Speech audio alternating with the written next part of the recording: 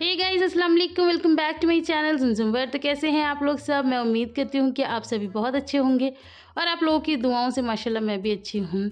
तो ये है संडे मॉर्निंग और संडे मॉर्निंग को मैंने हैप्पी मॉर्निंग बना दिया है, क्योंकि आप लोगों को पता है आपके जीजू को आलू के पराठे बहुत ज़्यादा पसंद हैं और रोज़ नहीं हो पाता, क्योंकि कई बार ऐसा होता है कि वो आ जाते हैं वापस।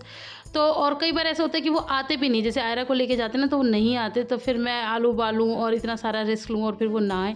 तो फिर इसीलिए मैं मतलब वीक में नहीं बनाती है, और वीकेंड जब आता है, संडे आता है, तो मैं बना लेती हूँ। तो यहाँ पर चाय बन रही है और आलू के पराठे क्या बन रहा है, कचौड़ी बन रही है प्रॉपर सी। और कचौड़ी से याद आया, पता है मैं इतनी परेशान, मैंने सोचा तो यही था कि मैं कचौड़ी बनाऊँगी, क्योंकि आयरा को बहुत ज़्यादा पसंद है। लेकिन जब मैंने पूछा, इंटरव्यू लिया, तो आयरा के पापा को कचौड़ी पसंद नहीं है। वो ये कह रहे थे मेरे लिए पराठे बना दे। आयरा कह रही थी मम्मी मैं कचौड़ी खाऊँगी। तो मतलब 2 लोग हैं और 2 अलग-अलग तरह की चीज़ें खाएँगे। तो ख़ैर कोई बात नहीं, अब हम ये भी कर देंगे। तो यहाँ पर भी मैंने अच्छे खासे घी में इसको मतलब तल दिया है, और ये प्रॉपर तला ही है। इसके अंदर पराठे जैसे घी तो हमने लगाया नहीं है। बहुत ज़्यादा घी इसके अंदर उड़ेल दिया है, लेकिन कोई बात नहीं, अच्छा लगता है थोड़ा-सा। अब मैं नहीं खा सकती तो क्या है, अपने दिल के अरमान दूसरों से ही निकाल लो। मैं मतलब इस तरह का पराठा मुझे बहुत यम्मी लगता है। तो आई एम श्योर बहुत सारे लोगों को लगता होगा, मुझे ही क्या। और इसके ऊपर जब और ज़्यादा घी आ जाए, अगर मतलब क्वांटिटी की बात करें तो कम से कम इसके अंदर घी जो गया होगा ना, जो हम लोग सब्ज़ी निकालते हैं ना, वो वाले चम्मच अगर हम लगाएं तो 3 चम्मच ऑलमोस्ट इसमें घी गया होगा। तो उस हिसाब से मैंने ये पराठा अच्छे से फ्राई कर दिया है और ये चाय बना दी है। तो अब मैं इनको दे रही हूँ, और इससे पहले मैं बच्चों को दे चुकी हूँ। आप लोग देख सकते हैं, अभी देख लेना, बच्चे ऑलरेडी नाश्ता कर रहे हैं। ये देखो, बच्चों की कचौड़ी बना दी, आयरा के लिए कचौड़ी बनाई थी और लिबा के लिए पूड़ी बनाई थी, और बाबूजी के लिए हमने बना दिया पराठे। बाबूजी से याद आया, मैं आपके जीजू को प्यार से बाबूजी ही बोलती हूँ। तो बस यहाँ पर अब ये करेंगे नाश्ता, और मैं इनको यही बता रही थी कि ये बच्चे देखो कैसे करते हैं, किसी को कुछ चाहिए, किसी को कुछ चाहिए। तो बस मेरी तो आज इन्होंने संडे मतलब बैंड बजा दिया, और मैं सुबह ही सुबह लग गई बहुत सारे कामों में। अच्छा जी, तो मैं इन लोगों को नाश्ता करा ही रही थी, तब नीचे से आवाज़ आई कि पापा आ चुके थे। और फिर पापा को तो मुझे कराना ही था। मैंने सुबह मम्मा को फ़ोन कर दिया था कि पापा नाश्ता मेरे पास ही करेंगे, क्योंकि पापा को भी आलू के पराठे पसंद है। लेकिन फिर पापा की ये आवाज़ आई कि बेटा मैंने कहा पापा नाश्ता ले आओ आपके लिए। तो पापा कह रहे हैं हाँ बेटा ले आओ, लेकिन मेरे साथ 3 लोग और हैं। तो मैंने कहा 3 लोग? कह रहे हैं हाँ, हमारे कुछ मेहमान आए। तो फिर मैंने पूछा, मैंने कहा आपको मिला के 3 या आपको हटा के 3? तो पापा ने बोला मुझे मिला के तो 4 हो जाएँगे। मैंने कहा अच्छा, ये लोग ज़्यादा टाइम भी नहीं दे रहे थे कि मैं फिर दोबारा आलू उबालूँ। मुझे मेहनत करने में कोई दिक्कत नहीं है, मेहमान तो कहते हैं ना खुशनसीब होते हैं जिनके यहाँ मेहमान आता है। तो लेकिन टाइम तो दो। अब ये लोग टाइम ही नहीं दे रहे थे कि इन लोगों को जाना था दिल्ली, और दिल्ली क्यों जाना था वो सारी बातें मैं आपको बाद में बताऊँगी। लेकिन फिर मैंने सोचा क्या करूँ? लेकिन आपके जीजू का दिमाग माशाल्लाह बहुत अच्छा है। अल्लाह ने मुझे तो दिया नहीं है, लेकिन उनको तो दिया है। वो बात अलग है कि वो मेरे साथ बहुत कम चीज़ें शेयर करते हैं। तो मैं लगी हुई थी बनाने में, ये नाश्ता ही कर रहे थे, तो ये मैंने सोचा क्या करूँ? तो इन्होंने मुझे समझाया, एक काम करो, कितना फिलिंग तुम्हारी रह गई है? मैंने कहा ये थोड़ी-सी रह गई। तो इन्होंने बोला इसके अंदर तुम नमक मिर्च तेज़ कर दो, और पराठों में थोड़ी फिलिंग कम भर देना, और इस तरह से पराठे बना दो। अच्छा, मैं पहले कचौड़ी बनाने के चक्कर में थी, तो उन्होंने बोला कचौड़ी कब तक बनाती रहेगी, इतने सारे लोग हैं, परेशान हो जाएगी, तो पराठे बना दे जल्दी-जल्दी। मैंने कहा हाँ, ये आइडिया तो अच्छा है। तो पहली बार उनके आइडिया मेरे काम आ गए, और मैंने फिर भैया फटाफट से इसके अंदर नमक मिर्च मिलाया, और थोड़ा मतलब मीडियम भर दी, बहुत कम भी नहीं कि बिल्कुल ऐसा लगे कि आलू का पराठा नहीं है। लेकिन हाँ, जितना मैं भरती हूँ आप लोगों को पता है, मैं बहुत ज़्यादा एक्स्ट्रा भरती हूँ। लेकिन यहाँ टाइम के हिसाब से, मतलब टाइम को देखते हुए, फिर मैंने इसी के साथ जुगाड़ किया। और तब भी मैं बना रही थी ना, बार-बार पापा की आवाज़ आ रही थी, बेटा लेट हो रही है, बेटा जल्दी करो। अच्छा, मैं आपको बता देती हूँ कि पापा जी दिल्ली क्यों जा रहे हैं। कोई जानने वाले हैं पापा के, मतलब वो जानने वाले नहीं हैं, वो तो पापा के भाई ही हैं, मुँह बोले भाई हैं। लेकिन उनके कोई जानने वाले हैं, हमारी मतलब कास्ट के तो खैर नहीं है, लेकिन अदर कास्ट के हैं, और उनकी बेटी दिल्ली में उन्होंने मतलब शादी करी है। शादी तो यहीं पास में गाँव में की थी, लेकिन जो उनका दामाद है वो काम करता है दिल्ली में, तो वो दिल्ली में ही है, और उनके घर में हो गई है बहुत ज़्यादा लड़ाई। और ऐसा सुनने में आ रहा है कि उन्होंने उनकी बेटी को बहुत ज़्यादा मारा है, इतना मारा है कि मार-मार के अधमरा कर दिया है। तो अब हमारे पापा जी की माशाल्लाह से बहुत ज़्यादा मतलब जान-पहचान है, और जो पापा जी के भाई थे उन्हें ये अच्छे से पता था कि मेरे पापा दिल्ली में रहते हैं, यानी कि हमारे ससुर जी की दिल्ली में रिश्तेदारी है, तो कहीं न कहीं से कोई अच्छी बातचीत निकल आएगी। और किसी के घर जाना भी तो अच्छा नहीं लगता ना, अच्छे से जाओ तो मतलब कोई भारी भरकम लोग हो, कोई बात सुने, कोई कुछ कहे तो अच्छा लगता है। तो फिर इसलिए वो यहाँ आ गए थे पापा के पास, फिर यहाँ से पापा ने मेरे पापा को फ़ोन किया, फिर वहाँ क्या क्या हुआ वो उन लोगों को उनके घर गए, फिर क्या क्या हुआ वो सब मैं आपको दिखाऊंगी इंशाल्लाह। और उसी के साथ मैं आज आपको दिखाऊंगी कि मेरे पापा की शॉप, जो कि हम बहुत छोटे थे, मतलब ये मान लो आयरा के बराबर थे, और तब हम गए थे। और क्योंकि वो सारी जेंट्स की शॉप है ना, जेंट्स की शॉप इन द सेंस कि वहाँ पर सारा ये काम जेंट्स का ही है, वहाँ कोई लेडीज़ नहीं जाती, तो इसलिए हम भी फिर कभी गए नहीं बड़े होने के बाद। तो बचपन में गए थे, तो ये गए हुए थे, तो मैंने इनको बोला, मैंने कहा तुम ना वहाँ पर जाके वीडियो ज़रूर बना के लाना, मेरी बचपन की यादें हैं। तो उन्होंने कहा ठीक है। तो ये काम आपके जीजू करके लाए हैं, जो कि मैं आपको इंशाल्लाह भी आगे दिखाऊंगी, मेरे पापा की शॉप भी दिखाऊंगी। और वो मेहमान कौन थे, अभी यहाँ मेरे घर तो नहीं आएंगे ही, और बातों बातों में यहाँ पर पराठे भी बन गए, तो ये मैं नीचे ही भिजवा रही हूँ, पापा नीचे ही उन लोगों को खिला देंगे, और ये नाश्ता करके फिर वो लोग जाएंगे घर पे। उसके अलावा मैंने मम्मी को भी बोला था, मैंने कहा मम्मी आपके लिए भी पराठे भिजा दूँ, तो मम्मी ने कहा नहीं मुझे तो कचौड़ी खानी है, क्योंकि आयरा को भी खानी थी। और मम्मी मुझे काफ़ी टाइम से कह भी रही थी कि अगर तू कभी कचौड़ी बनाए तो मेरे लिए भेज दियो। तो मम्मी के लिए मैंने ना क्या कहते हैं, अलग ही बिना मिर्च का ही वो बनाया था, अंदर भरने की फीलिंग। लेकिन अब इतनी सारी चीज़ें मैं आप लोग के साथ शेयर करूँगी ना, तो बहुत लंबा वीडियो हो जाएगा। एडिटिंग में मैंने शूट सब किया था, लेकिन एडिटिंग में मैंने सब काट दिया। तो बस यहाँ पर अब मम्मी की कचौड़ी बन जाए तो मैं फटाफट से दे दूँगी इन्हें, ये दे आएंगे। हे गाइस, कैसे हैं आप सब। आप लोगों को पता है मुझे ना हेयर फॉल का प्रॉब्लम काफ़ी महीनों से हो रहा है, और मैं इस बात से भैया बहुत ज़्यादा परेशान हूँ। ऑब्वियस सी बात है, सभी होंगे और मुझे तो ऐसा लग रहा है जैसे इस स्पीड से मेरे बाल गिर रहे हैं, जैसे कि आने वाले टाइम में मैं मतलब गंजी ही होके मानूंगी और आपको यकीन ना हो तो मैं आपको अपने बाल काट के दिखाती हूँ, और आप देखना कि कंघे में कितने सारे बाल आ जाएंगे। और इसका रीज़न अभी तक तो मैं यही सुन रही हूँ कि भैया मौसम है, थोड़ा बरसातों का मौसम है, इस मौसम में टूटते हैं, जड़ें कमज़ोर हो जाती हैं, तो इसलिए हेयर फॉल ज़्यादा होता है। अब एक इंटरेस्टिंग बात सुनो, मैंने ना 1 महीने पहले सोशल मीडिया पे एक वीडियो देखा था, जिसमें कैरेट सीड हेयर ऑयल के बारे में बता रहे थे। अब कैरेट सीड बताते हैं कि हेयर फॉल प्रिवेंट करने में बहुत ज़्यादा अच्छा होता है, क्योंकि कैरेट सीड में होते हैं vitamin A, alpha, beta and gamma. घबराओ मत, मैथ्स के अल्फ़ा, बीटा, गामा नहीं होते, कैरेटीन्स होते हैं एंड कैरेटिनॉइड्स होते हैं, जो बालों के लिए, बालों को जड़ों से मजबूत बनाने में हेल्प करता है और हेयर फॉल को रोकता है। आई फाउंड अपने लिए nude premium carrot seed hair oil. ये हेयर ऑयल यूज़ करने से 30 डेज़ में 70% हेयर फॉल कम हो जाता है, ऐसे ये क्लेम करता है। तो देखते हैं कि ऐसा एग्जैक्टली होता है या नहीं। तो चलो मैं इसे लगाती हूँ और 30 डेज़ चैलेंज करती हूँ। तो मैं यहाँ पर आपको क्विक सी अनबॉक्सिंग करके दिखा देती हूँ, और दिखा देती हूँ कि किस तरह की ये पैकेजिंग में आता है।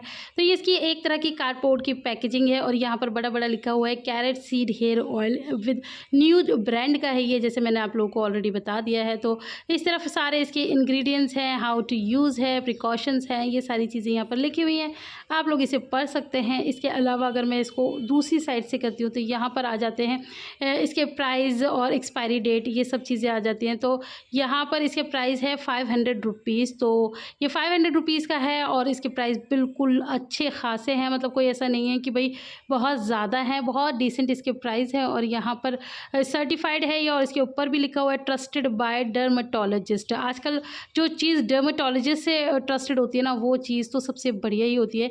इंग्रेडिएंट्स भी इसके सारे अच्छे ही हैं, और ये इस तरह की पैकेजिंग में आते हैं। मैं अभी आपको खोल के दिखाती हूँ। इसे देख के ना मुझे बचपन में मैं एक हेयर ऑयल लगाती थी, उसकी याद आ गई। तो यहाँ पर इसका पम्फलेट दे रखा है, आप लोग के पास टाइम है तो पढ़ लेना, मेरे पास अभी उतना टाइम है नहीं। तो इसकी जो बॉटल है ना, ये कुछ वाटिका हेयर ऑयल की तरह है। पहले मैं लगाती थी वाटिका हेयर ऑयल, तो मुझे देख के एकदम से याद आ गई। खैर बहरहाल इसकी पैकेजिंग इस तरह से थी। अब बात करते हैं इसके रिज़ल्ट के बारे में, तो वो मैं आपको अभी खुद ही दिखाती हूँ। तो बस अब मैं इस हेयर ऑयल को लगाना आज से ही शुरू कर रही हूँ। तो मैंने यहाँ पर प्रॉपर 30 डेज़ तो नहीं, क्योंकि मैं रोज़ हेयर वॉश नहीं करती हूँ। आप लोग को पता है मैं हर 3 से 4 दिन बाद हेयर वॉश करती हूँ, लेकिन हाँ, हर हेयर वॉश से पहले मैंने ज़रूर इस तेल को लगाना मतलब ट्राई किया है। तो ये इस तरह से, मतलब आप लोगों को पता है कि तेल लगाते कैसे हैं, अपनी मतलब जड़ों में अच्छे से इसको लगा लें। तो मैंने भी कुछ मतलब ट्राई किया है, और ये थोड़ी थोड़ी सी मैंने क्लिपिंग शूट कर ली थी जब मैं लगा रही थी। तो मैंने कहा चलो आप लोगों के साथ शेयर करूँगी, हालाँकि बिल्कुल ही अजीब लग रही हो, बट चलो कोई बात नहीं। तो इस तरह से मैंने इसे कुछ वॉशेस के लिए लगाया है, और इसका इफ़ेक्ट जो है वो तो अब आप आगे देखना। लेकिन मैं यही कहना चाहती हूँ कि ये जो कैरेट सीड हेयर ऑयल है ना, ये वाकई में बहुत ज़्यादा अच्छा है, मुझे बहुत ज़्यादा पसंद आया। इससे मेरा हेयर फॉल ना के बराबर हो गया है। बाकी रिज़ल्ट आप लोग खुद आके देख लीजिए। तो मुझे ये ऑयल यूज़ करते हुए 30 डेज़ तो नहीं हुई हैं। ऑब्वियस सी बात है, मैंने आपको बताया है कि मैंने कुछ वॉशेज़ का चैलेंज ही लिया था, क्योंकि मैं रोज़ हेयर वॉश नहीं करती हूँ। तो अब आप रिज़ल्ट देख सकते हैं, रिज़ल्ट आपके सामने है। अब मेरे बाल उतने ज़्यादा रफ़ और फ्रीज़ी नहीं हैं और बहुत एक अल्ट्रा शाइनिंग आ रही है। और मैं आपको बता दूँ कि कोई कैमरा इफ़ेक्ट नहीं है, क्योंकि मुझे इतना कैमरा इफ़ेक्ट करने भी नहीं आते। तो ये बिल्कुल ओरिजिनल हेयर है जो भी आपके सामने है, कोई प्रेसिंग नहीं, कुछ भी मैंने एक्स्ट्रा नहीं किया है। जो मेरे बाल है बस मैंने धो के आपको दिखा दिए हैं और मैं इसके रिज़ल्ट से सुपर कहते हैं ना सैटिस्फाइड हूँ। और अब मुझे ऐसा लगता है कि मेरा हेयर फॉल ना के बराबर हो गया है। 70% से भी ज़्यादा मेरा हेयर फॉल रिड्यूस हुआ है। ऑब्वियसली हेयर ऑयल के साथ मैंने एक हेल्दी डाइट और एक्सरसाइज तो की ही है और मैंने लिया था हैशटैग से no to hair fall with nude challenge. तो आप भी इस चैलेंज को ले सकते हैं। और ये देखिए मेरा कोम कितना ज़्यादा क्लियर निकल कर आया है। इसमें एक आध बाल ही होगा और पहले आपने देखा था कि इसमें कितने सारे बाल थे। तो मैं तो भैया बहुत ज़्यादा सुपर एक्साइटेड हूँ इसके रिज़ल्ट से और मैं अब इसे ही यूज़ किया करूँगी, मैंने तो सोच लिया है। अगर आप भी इस प्रोडक्ट को लेना चाहते हैं तो इसका लिंक मैं अपने डिस्क्रिप्शन बॉक्स में दे दूँगी, आप वहाँ से जाके इसे खरीद सकते हैं। तो नाश्ता वगैरह करके फिर मैं अपने कामों में लग गई थी और मैं बहुत ज़्यादा थक भी गई थी। तो फिर मैंने ज़्यादा कुछ शूट नहीं किया, लेकिन मुझे सारे काम संभालते संभालते 2 बज गए थे। अब फिर आ जाती है बात लंच की कि लंच में क्या बनाऊं। तो मैंने सोचा चलो ये तो है नहीं, आपके जीजू भी नहीं है और पापा भी नहीं है, ये लोग सब दिल्ली गए, मैंने आपको बताया ही था। तो मैंने सोचा चलो आज मैं बनाती हूँ मैक्रोनी। आयरा की बहुत ज़्यादा फेवरेट है मैक्रोनी। तो मैंने कहा चलो यही बना देती हूँ और थोड़ा आसानी से भी बन जाएगी। तो यहाँ पर ना मुझे इसमें लिखा हुआ था बाय 4 गेट 1 फ्री। तो मुझे ऐसा लग रहा था इसमें लिखा है बाय 1 और गेट 1 फ्री। मैं कह रही हो ये इतनी सस्ती हो गई ये जो मैगी मसाला है, ये मतलब थोड़ा सा एक्सपेंसिव है ना। तो मुझे लगा शायद ये सस्ता हो गया, तो मैं तो बहुत सारे मंगा लूँगी। बट चलो कोई बात नहीं, 4 के साथ भी एक मुफ्त है, मुफ्त होना चाहिए बस कुछ भी सही। तो यहाँ पर ना ये मैक्रोनी तो बन गई है, लेकिन मैं एक कमेंट लेना चाहूँगी। मेरे एक सब्सक्राइबर है, वो मुझसे हमेशा पूछ रही हैं और ख़ुद मैंने उनसे बोला भी, उनको ये परमिशन दी है कि आप मुझे हर वीडियो में टोको। उन्होंने मुझसे एक वीडियो बनाने के लिए कहा है कि अभी आप ये जो हमेशा वीडियोस बनाती हैं, ऐड करती हैं, इसमें आप हमेशा बोलती हैं कि ये कोड लगाओ और ऐसे करो, बहुत अच्छे ऑफ़र में मिल गया था। तो ये ऑफ़र में चीज़ें कैसे मिलती हैं हमें भी सिखाओ। तो ये जो क्वेश्चन है तो बहुत बढ़िया, क्योंकि पहले मुझे भी नहीं पता था और मैं बहुत ज़्यादा डरती थी, घबराती थी। लेकिन जब से मैंने ये सब चीज़ें सीखी हैं ना, तो मुझे ऐसा लगता है कि अब तो मैं मार्केट या शॉप वगैरह से शायद ही कोई चीज़ लेती होंगी। भले ही कपड़े वगैरह अगर ले लूँ तो ले लूँ, बाकी और कोई भी ऐसी चीज़ मैं मार्केट से नहीं लेती। अगर मैं अपने खुद के पैसों की भी मंगवाती हूँ तो, क्योंकि मैं भी ऑफ़र का इंतज़ार करती हूँ कि अच्छा ऑफ़र आए और मैं वो चीज़ मंगाऊँ। तो वो कैसे करते हैं उसके लिए मैं एक पर्सनल वीडियो इंशाल्लाह ज़रूर बनाऊँगी और मैं आपके साथ ज़रूर शेयर करूँगी। छोटी सी वीडियो होगी वो। और लेकिन अभी आजकल मैं बहुत ज़्यादा बिज़ी चल रही हूँ, तो मैंने ना उनसे 1 हफ़्ते का टाइम मांगा है कि मैं ये काम ज़रूर करके दिखाऊँगी। तो बस यहाँ पर ये वो वाला दस्तरखाना है जो मैं दिल्ली से लाई थी, तो फाइनली मुझे मिल गया है। मेरे पास माशाल्लाह से इतनी सारी चीज़ें ना, तो वो खो जाती हैं कहीं ना कहीं, तो वो मुझे टाइम से मिलती नहीं है। तो अब ये काफ़ी दिनों बाद मिला था, तो मैंने कहा चलो आप लोग बार बार टोकते हो तो अब दस्तरखान पे ही खा लेते हैं। तो यहाँ पर बस मैं भी खा रही थी, लेकिन लिबा की बच्ची मेरा स्पून छीनने में लगी हुई थी कि मुझे दे दो मुझे दे दो। तो मैंने कहा लो तुम ही ले लो। तो बस ये अब मेरा स्पून ले लेगी और मैं बैठ के इसको देखूँगी कि भैया ठीक है तुम खा लो, हम करेंगे क्या खा के। और इसके साथ ही मैं आपको अब दिखाऊंगी कि मेरे पापा की शॉप और वहाँ पर ये लोग गए थे, तो कहाँ कहाँ गए, कैसे कैसे रहा, तो वो सारी चीज़ें अब आप आगे इंजॉय कीजिएगा। तो बस अब ये लोग पहुंच चुके हैं दिल्ली और यहाँ पर ये जो हैंकी से अपना मुंह साफ़ कर रहे हैं, ये है मेरे पापा। आप लोगों ने पहले भी कई वीडियोस में देखा होगा। तो बस यहाँ पर ये लोग पापा से बातचीत कर रहे हैं, क्या करना है कैसे करना है। और पापा ने यहीं सबके लिए नाश्ता मंगा दिया था, तो यहाँ पर सब लोगों ने नाश्ता वगैरह किया है। और आप लोग काफ़ी कमेंट करते हैं कि आपके पापा क्या काम करते हैं। मैंने आपको कई बार बताया कि पापा की अपनी खुद की स्पेयर पार्ट की शॉप है और उसके अलावा पापा मैकेनिक भी हैं, ट्रक और बस ठीक करने के। तो बस ये ट्रक मार्केट के नाम से ही फेमस है। जो लोग दिल्ली में रहते हैं और लक्ष्मी नगर या मंडावली या विनोद नगर या मयूर विहार के आसपास रहते हैं, उन सबको पता है कि जो सबसे बड़ी मदर डेयरी है वो ईस्ट दिल्ली की सबसे बड़ी मदर डेयरी यही है। और इसके जस्ट बगल में ये ट्रक मार्केट है, तो इसके अंदर है पापा जी की शॉप। तो हम लोग बचपन में गए हुए थे यहाँ पर, और बचपन में तो बहुत पापा जी के पहले के फ्रेंड्स वगैरह थे, तो हम लोगों को इतना ठूस ठूस के सबने नाश्ता कराया था और बहुत ज़्यादा मज़ा आया था।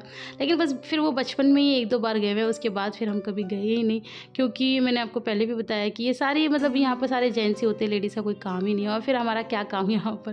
तो ये पापा जी के ही सारे सामान रखे हैं और ये काम आते होंगे, मुझे तो खैर इतना पता नहीं। और यहाँ पर पापा जी मतलब अपना काम कर रहे थे, लेकिन अब पापा जी ने अपने कपड़े पहन लिए हैं और पापा अपने शूज़ साफ़ कर रहे हैं, क्योंकि अब इन लोगों को करनी है चढ़ाई वहाँ पर जाके जहाँ पर उनकी बेटी के साथ इतना कुछ हुआ है। अच्छा, उनकी बेटी का भी इन्होंने वीडियो बनाया था, लेकिन मैं डाल नहीं रही हूँ क्योंकि अच्छा नहीं लगता है किसी की पर्सनल स्पेस में जाके घुसो। लेकिन मैं आपको बताऊँ कि उनको मारा तो बहुत ज़्यादा बुरी तरीके से था और मुझे इतना ज़्यादा फिर ये लोग हमारे घर भी गए थे, वो सब मैं आपको दिखाऊंगी। लेकिन मम्मी ने जब देखा था ना, तो मम्मी बता रही थी कि भाई बहुत बुरी तरीके से उनको मारा हुआ है। तो मैं यही कहना चाहती हूँ, अगर मेरी कोई वीडियो देख रहा हो, कि भाई अगर आपको किसी की कोई बात पसंद नहीं है या वाइफ से कोई गलती हो जाए, होती है, आई एम श्योर लेडीज से भी गलती होती है, जेंट्स से भी गलती होती है, तो मारना नहीं चाहिए। आप गुस्सा हो जाओ, और भी बहुत सारे तरीके हैं अपनी नाराज़गी दिखाने के, लेकिन हाथ नहीं लगाना चाहिए, क्योंकि मौत का हाथ बहुत तेज़ होता है बहुत ज़ोर से पड़ता है भैया, चक्कर आ जाए इंसान को। तो बस अब ये बाहर ही निकल रहे हैं, आपको बाहर निकलते हुए दिखा रहे हैं। इसके जस्ट सामने ना बहुत बड़ा हॉस्पिटल है, क्या नाम था उसका मुझे नहीं पता। तो यहाँ पर आप देख सकते हैं ये सारी स्पेयर पार्ट्स की ही शॉप्स हैं और यहाँ पर हार्डवेयर और यही सारे सामान मिलते हैं, क्योंकि यही काम है और यहाँ के ही सामान यहाँ पर मिलते हैं। और ये रामलाल कुंदन लाल, हाँ, यहाँ पर जस्ट सामने ये हॉस्पिटल है। तो ये लोकेशन भी आपको दिखा रहे हैं लेकिन लोकेशन दिखाने को कोई फ़ायदा नहीं है, क्योंकि पापा जी की शॉप पे कोई जाके करेगा क्या। ये हमारी गाड़ी है, तो बस अब ये लोग जाएंगे वहाँ पर और वहाँ पर जो भी बातचीत होगी वो करेंगे। लेकिन मैं आपको बता दूं कि ये लोग अपनी बेटी को ले आए हैं, क्योंकि वहाँ छोड़ने का कोई फ़ायदा नहीं था, वहाँ पर बहुत ज़्यादा लोग बोल रहे थे, तो इसलिए ले आए। बस जी, अब ये पहुंच गए थे घर और घर पे हो रहा था इन लोगों का खाना पीना। हालांकि पापा ने बहुत लेट फ़ोन किया था, बट चलो कोई नहीं। अच्छी चीज़ ये हुई थी कि उसी दिन घर पे, आप लोगों ने अगर अपी का व्लॉग देखा हो तो आप लोगों को पता होगा कि हमारे घर पे थी कुरान खानी, तो ऑलरेडी हलीम और बिरयानी बना ही हुआ था। लेकिन अगर पापा और पहले फ़ोन कर देते तो और भी कोई चीज़ बन जाती, लेकिन अब पापा ने 9 बजे बताया कि हम आ रहे हैं, वो भी तो चलो फिर जो भी था लेकिन ये भी बहुत अच्छा कॉम्बिनेशन होता है हलीम और बिरयानी का। तो बस फिर यही सब खाना पीना खा रहे हैं। और ये है हमारी तहज़ीब, जो कि बहुत ज़्यादा अपने फूफा मियाँ से मतलब नोक झोंक करती रहती हैं तो ये भी इसे छेड़ते रहते हैं। तो बस आज के वीडियो में इतना ही। वीडियो आप लोग को पसंद आए तो ढेर सारा लाइक करना, फ्रेंड्स और फैमिली के साथ शेयर करना, कोई गलती हो गई तो उसे माफ़ करना। और ये जो सामने बैठे थे ये मेरे ससुर जी थे, और ये जो साइड में चेयर पर बैठे ये मेरे पापा हैं। तो फिर मिलती हूँ, अल्लाह हाफ़िज़।